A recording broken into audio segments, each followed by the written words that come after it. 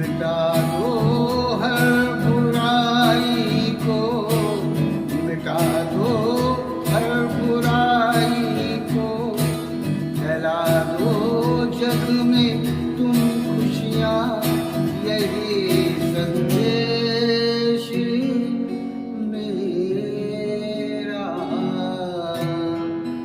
है। हैप्पी दीपावली दोस्तों।